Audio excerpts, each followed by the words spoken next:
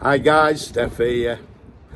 I've got a lovely treat for you people today. I'm in Birmingham in the West Midlands of England and I've come along here. We're going to visit a well-known manufacturer of mechanical pencils, maybe one of the longest established companies in the UK, and that company, yes, we're here to see Yard OLED. Okay, so today we're here at Yard OLED and I'm with Giles and Molly, who kindly invited me here to have a look at the premises, have a look at, well, just basically get an insight to Yard OLED. But before we go inside and have a look in there, can you just give me, Giles, a brief sort of history?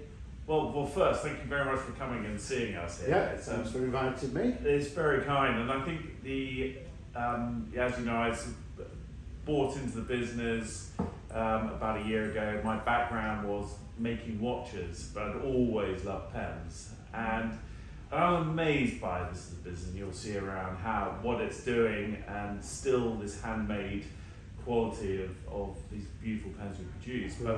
But we've got. Which we have a good selection here. Some mostly old ones here, but really it goes back to 1822. So Samson Mordaunt was our sort of the where Yard OLED really started. 1822. We invented the propelling pencil back there, the single lead pencil, and we have on display. You know, Samson Mordaunt did things like cocktail sticks, obviously original. Quills to necklaces, pencil necklaces, and obviously pens and pencils. Samson Mordaunt merged with Edward Baker, and they purchased Yard OLED. And Yard OLED was founded in the 1930s, originally Hatton Garden in London. But Edward Baker was based in Birmingham, and Yard OLED got brought up to the Birmingham around World War II time. And their specialism has always been silver pens. When in 1933, Yard OLED created this pencil where you could get 12 3-inch leads within the pencil. So you could put a yard Hence the Yard OLED in the pencil.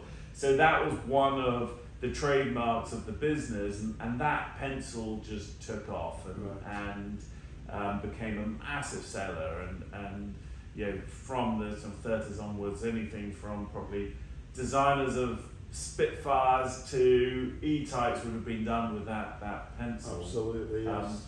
And silver was always something. The predominant nature of what the business was building in materials, but over its history, we've been seeing some of their old pens we've been doing in other materials as well, but predominantly silver, and that's what you see mostly today. And in some beautiful patterns as well. Oops, there's one broken. That's one. Actually, Willie, these are all pencils I found in sort of the archives and boxes, and this is totally oxidized over the years. And yeah, so when I came into the business, we'd been in this location for quite a number of years. This is in the centre of the jewellery quarter. Right.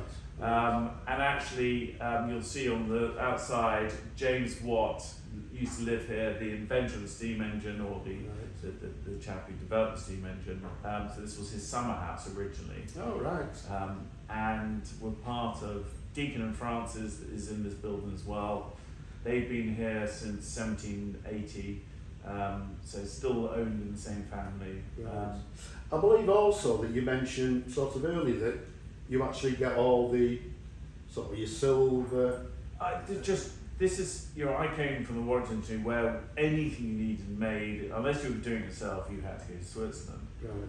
What I just love about this area, I mean, if we take a step back, there used to be about 120 odd pen companies based around here, making 20 million nibs a week. Wow. Just in this, within, you know, 500 yards of here. I think I may have a few thousand of them. I think you've probably got quite a few, too many. But you can just see from this window the chimneys where we get our silver tube made. 2 parts we get machined around the corner. It's just a brilliant area to get anything made. And we really are maximising the most of that. And obviously, gold and silver, the hallmarking happens just around the corner from here, where you have the anchor.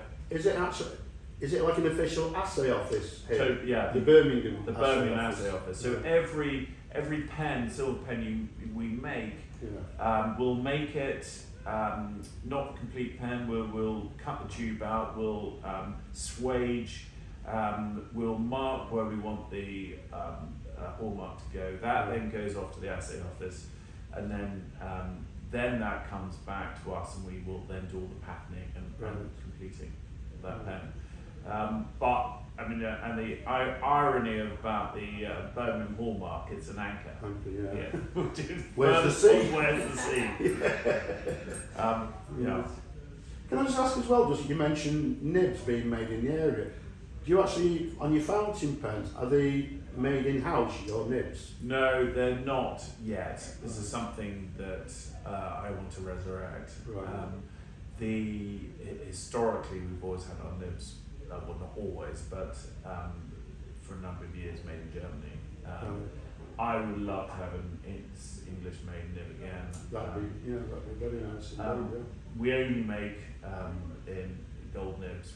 We've never done steel nibs, and that's a big part of what I want to do. Just again coming on to the nibs. Because they look silver, are they platinum coated, are they? Exactly. We plate them, and partly that's done to protect it as well. Right. Because even gold nibs, you make them gold, you'll still plate them, and even if you want it to look gold, you plate them gold. But in much of the time, I haven't seen a silver nib being made. Right. And I don't understand why there aren't silver nibs being made. I think they make steel nibs, I believe, don't they? So, steel nibs, but the likes of Bock and another company, I think, in Germany, who make nibs. But nibs have been made around here. We know the process, so why aren't we doing it here? There's quite a lot of investment required. Right. But it's something that you're looking for the future. I would love to do that. Actually, while we're talking about the future, what's in it for Yard Lead for the future? What are you looking into not looking into? Well, it's a good question. This is why really I want to hear from the market as to what they want from Yard Lead. And I'm very conscious that myself and my brother in bought this business, we are just custodians of this business. And by that I mean that it's been here since 1822, will be here in another couple of years. I just want to protect the business and be sensitive to it, but I want to grow it. I want to keep these amazing individuals and craftsmen creating them here in the UK. But to do that, we have to develop, we have to grow with the times. And we are known for silver, but we have done other materials before as well. And so we're talking earlier. I want to hear your views on where we should get users out there. Yeah, exactly. Any of you users, leave a comment down below. What would you like to see from Yard Lead for any future pens or pencils? Definitely. Yeah. But also the challenge we've got. We are. One, the material obviously still expensive, but you'll have a look around in a minute. We'll show you around how everything is made. Just the process of us making, for example, just the clip. There's all the different stage processes just to make the clip. It is a handmade product. We're not going to China and saying, look, I want 10,000. Plastic. And so you shouldn't. So whatever we do, we can't suddenly double production. It's impossible to do because we're training these craftsmen up. So we have to be. It takes a lot of sort of thinking, preparation, planning, etc., etc. Yes. No, and yeah, just even the the machines you'll see, you can't recreate these engine turning machines at all. So, and I just think that we live in such a disposable economy of big pens being chucked away, however many per especially year. 1st of April. Oh, I heard about your. And I just think this is more about when writing this. These are pieces of jewellery, and I think if the pen market, to me, feels a bit like the watch market was 30 years ago, where you could go into antique fairs and pick up these relatively cheap old watches that are now worth a fortune today. Absolutely. Yeah. I go to some of these pen shows and they're lining up, and I just think they're so cheap, these pens, and what they well, should buy a couple from me. yeah, definitely. But I think you will look back on this in 20 years' time and go, blimey, they were cheap. Yeah. That's what I project, because I think they are pieces of jewellery. Yeah, and they're actually made, well, as you say, made by hand, made by, is it artisans? Yeah. Is that the word, artisans? So yeah, great. It'd be great to sort of go and see how they made, a little bit of insight in there. How long have you been here, Molly? I have only been here for 4 weeks, so Oh, so you're a Early newbie. stages. early stages. Yeah. I'm loving it already. And what's your position here, Molly? I am the marketing executive, so Alright, I am heading up our TikTok at the moment. So alright. everyone go give it a follow. I like the pitch. Yeah. Absolutely. No, and it's definitely about getting young people into pens as well. We are in a, we've got to attract the younger generation into this. Can I ask you, Molly, do you use a pen or a pencil I do actually have a yard lead pen, or do you? which I'm using because I like to, when I'm writing, I take notes That's for great. Yeah. anything. So for in a meeting, I also like this. It's so satisfying to tick something off or cross it out. Yeah. Done it, isn't it? Oh, that's nice to hear, because it's like, in my opinion, too many people out there, or the young people, and I'm sure you still do it, but they're on their iPhones and all of that, and it's and I think it's really sort of nice to, personally to use a pen, write letters to pen friends, Exactly. basically to anybody. I think it's really sort of nice and personal. It puts your heart into the letter, basically. And I tell you what, we have these amazing letters.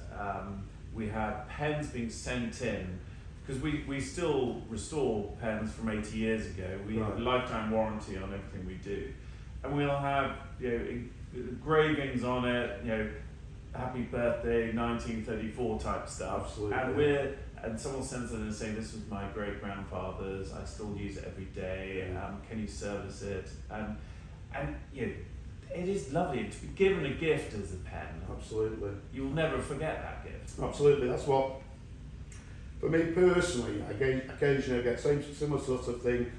I've just found my grandfather, my grandmother's pen. Can you have a look? Long story, I'll restore it, send it back. And a lot of people then email me a handwritten letter, just the appreciation of it. They love the pen, they love writing with it. Absolutely. I mean, that's what it was designed for, and the grandfather or the grandmother would be looking down and smiling on them. Yeah. Totally agree.